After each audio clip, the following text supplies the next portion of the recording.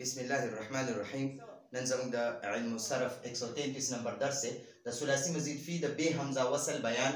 د ثلاثي مزید فی د ب حمزه وصل د ابواب نه د پنځم باب صرف صغیر، یعنی د تفاعل لکه تقابل آمنے سامنے ہونا، د دې صرف صغیر به ان شاء الله موږ وایو. د پنځم باب صرف صغیر د تقابل وګورئ، دا تقابل د دې معنی د آمنے سامنے ہونا، یو بل ته مخامخ کېدل، یو بل ته مخامخ کېدل. نو تقابل دا فعل ماضی معروف صيغه ده، يتقابل فعل مضارع معروف صيغه ده، تقابلا دا مصدر معروف ده، فهو متقابل. متقابل معنی ده یو بل ته مخکې کېدل والا، یو آمنے سامنے ہونے والا. نو دا اسم فاعل صيغه ده. وتقوبل دا فعل ماضی مجهول صيغه ده. يتقابل دا فعل مضارع مجهول صيغه ده. تقابلا دا فعل دا مصدر مجهول ده. فهو متقابل. متقابل معنی دا اسم مفعول صيغه ده. الامر منه تقابل ته یو بل ته مخامخ شه، والنهي عنه لا تتقابل ته یو بل ته مخامخ کېږه.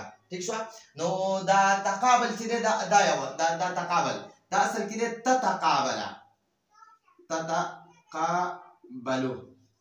تتقابلو دا ماضی دا مضارع معروف حاضر صيغه ده. تتقابل ته یو بل ته مخامخ کېږي یا به مخامخ شي. نو د دې نه چې کله زه د امر صيغه جوړوم، علامت مضارع د اوله تابعه ختمه کی او اخري حرف به ساکن کی. که اولنی حرف ساکن وي نو حمزه به لګي، که ساکن نه وي نو هیڅ هم نه لګي. دا موږ سره شو تقابل دا موږ سره د امر صيغه تیار شو، علامت مضارع شروع کې ختمه کا او اخري حرف ساکن کا، بس دا د امر صيغه شو د ثلاثي مزید فی د ابوابونه. نو دا زموږ سره د امر صيغه شو. لا تتقابل ته یو بل ته مخامخ کېږه. التفاخر په خپلو کې یو بل باندې فخر کول، په خپلو کې دوه کسان په یو بل باندې فخر کوي، نو دغه ته تفاخر وایي. دا د باب تفاعل نه دی. نو د دې به موږ دغه جوړو، دا صرف صغیر به داسې جوړو څنګه چې دا دی. نو تفاخر يتفاخر تفاخرا فهو متفاخر، وتفوخر يتفاخر تفاخرا فهو متفاخر. الامر منه تفاخر والنهي عنه لا تتفاخر. تفاخر ته په یو بل باندې دغه وکړه، فخر وکړه. لا تتفاخر ته په یو بل فخر مه کوه. التعارف ایک دوسرے کو پہچاننا ہے. تعارف د یو بل سره الکه خپل تعارف را سره وکړه.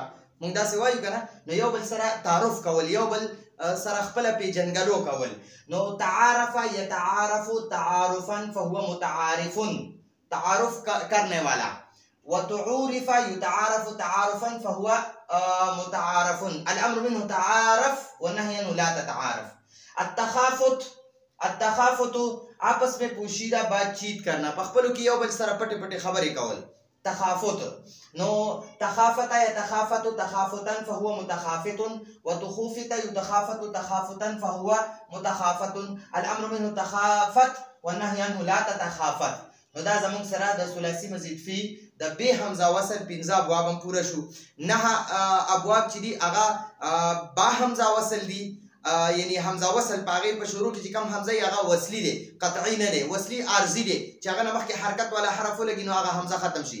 او ب حمزه وصل چې هغې په شروع کې حمزه وصلي نه وي، او که حمزه وصلي پکې رام شي، که حمزه پکې رام شي نو هغه به وصلي نه وي، هغه قطعي وي. ټیک شو؟ ب حمزه وصل یعنی بغیر د حمزه وصل والا 15 ابواب دي. نو هغه افعال، تفعیل، مفاعله، تفاعل او تفاعل، دا 15 ابواب پوره شو. نو دا موږ سره ټول څوارلس شو. 9 ب حمزه وصل او 15 چې دي هغه 9 با حمزه وصل، حمزه وصل والا، او 15 ب حمزه وصل یعنی بغیر حمزه وصل والا. نو دا څوارلس شو. او شپږ را سره د ثلاثي مجرد شو.